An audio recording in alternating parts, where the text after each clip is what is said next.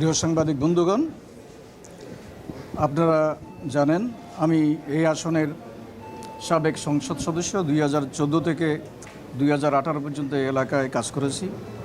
আমি সেই কাজের ফেরস্তি দিতে চাই না, তবে যিনি নির্বাচিত হবেন জনাব তারেক রহমান, তিনি দেখবেন 2014 থেকে 2018 পর্যন্ত কি কাজ হয়েছে। আমি আপনাদের একটা বিষয় বলতে চাই, এই পর্যায়ে এসে আমি বাংলাদেশ জাতীয়তাবাদী দলের প্রার্থী জনাব তারেক রহমানকে কেন সমর্থন করলাম, এর একটি মাত্র রাজনৈতিক কারণ।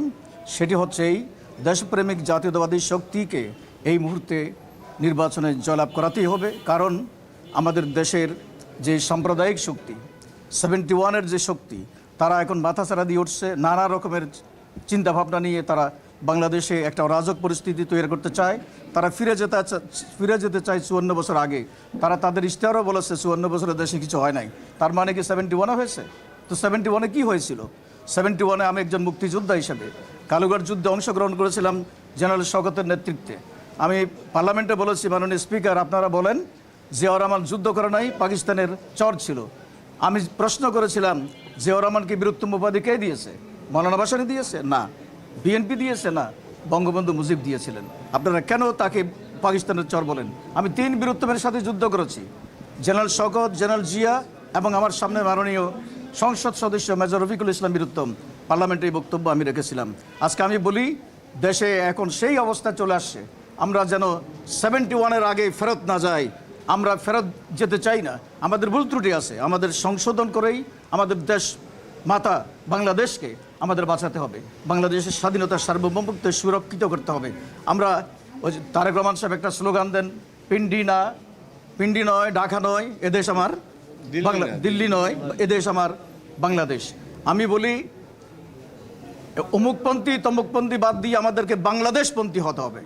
আসুন আমরা বাংলাদেশি জাতীয়তাবাদ, দেশের গণতন্ত্র এবং সাংবিধানিক শাসনকে অব্যাহত রাখার জন্যে দেশপ্রেমিক জাতীয়তাবাদী গণতান্ত্রিক শক্তিকে ঐক্যবদ্ধ করি।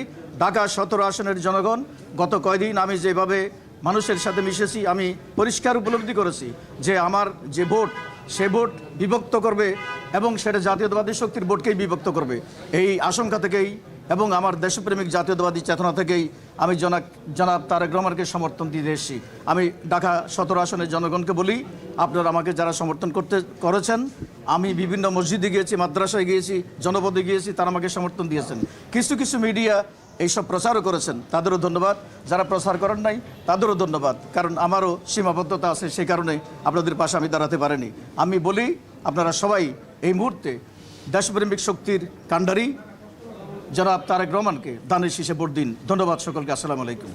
এখন আমি অনুরোধ করব আরেকজন আমাদের ডাব মার্কার প্রতীক নিয়ে যিনি নির্বাচন করছেন, জনাব শামীম আহমেদ। দেখি, ঠিক আছে।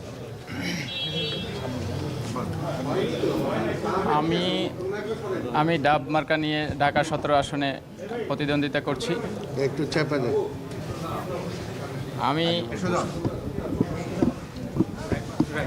আমি আজকে একটি স্লোগানকে সমর্থন করতে আসছি।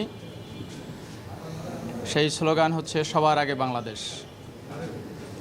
আমি আমার অতীতে আমার একজন প্রতিদ্বন্দ্বী প্রার্থী বা আমাদের ভাই যত কথা বলেছেন, ওই কথাগুলোকেই সমর্থন করেছি।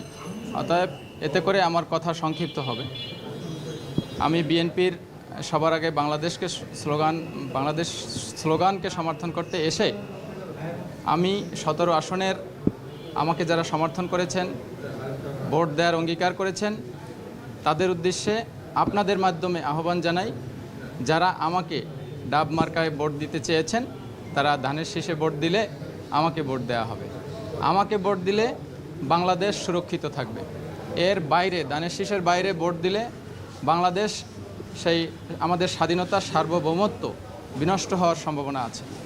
কারণ আমরা দেশ বিরোধী কোনো শক্তিকে বাংলাদেশের ক্ষমতায় দেখতে চাই না। এতটুকুই। আমাদের আরও দুজন যে প্রার্থী ছিলেন, জনাব মোহাম্মদ রাশেদুল হক আনারস মার্কার প্রতীক দিয়ে যিনি নির্বাচন করছেন, এবং আরেকজন মঞ্জুর হুমায়ুন, উনি আপেল মার্কা নিয়ে নির্বাচন করছে। এই দুজন এই মুহূর্তে ঢাকা নাই, ঢাকার বাইরে আছেন। সেই কারণে ওনারা দুইজনেই টেলিফোনের মাধ্যমে আমাদের চেয়ারম্যান জনাব তারেক রহমানের সাথে কথা বলেছেন এবং কথা বলে তারাও তাদের সমর্থন ব্যক্ত করেছেন এবং চেয়ারম্যানের পক্ষে তারা আপনাদের মাধ্যমে তাদের শুভাকাঙ্ক্ষী, তাদের সমর্থনকারী যারা আছে তাদেরকে আগামী দিন ধানের শীষ প্রতীকে ভোট দেওয়ার জন্য অনুরোধ করেছেন। হ্যাঁ, একজন আগে করছে কাজী একজন। আর এই একজন তো আমাদের আগেই করছে মোরগ মার্কা, যেটা সেটা আপনারা জানেন যে এর আগে মোরগ মার্কা যে এনায়েত সাহেব উনি তো এর আগেই করছেন। অর্থাৎ আজকের এটা প্রমাণিত যে আজকে দেশের বেশিরভাগ মানুষ বা দলমত আজকে আমাদের নেতা তারেক রহমানের পক্ষে বা বিএনপির পক্ষে তারা সমর্থন ঘোষণা করছেন। এতে উতলা হয়ে আজকে দেখেন অনেকটা মাথা খারাপ হয়ে গেছে তাদের, আমাদের প্রতিদ্বন্দ্বী যারা আছে বিভিন্ন জায়গায় দেখতে পাচ্ছেন যে কিভাবে টাকা পয়সা নিয়ে আজকে কী ধরনের ঘটছে। দুই একটা তো মিডিয়া আসছে, বাকিগুলোতে মিডিয়া আসে নাই। আমরা এর আগেও বলছি যে আমাদের এখানে বস্তিগুলোতে কিভাবে তারা টাকার মাধ্যমে ভোট কেনার জন্য চেষ্টা করেছে।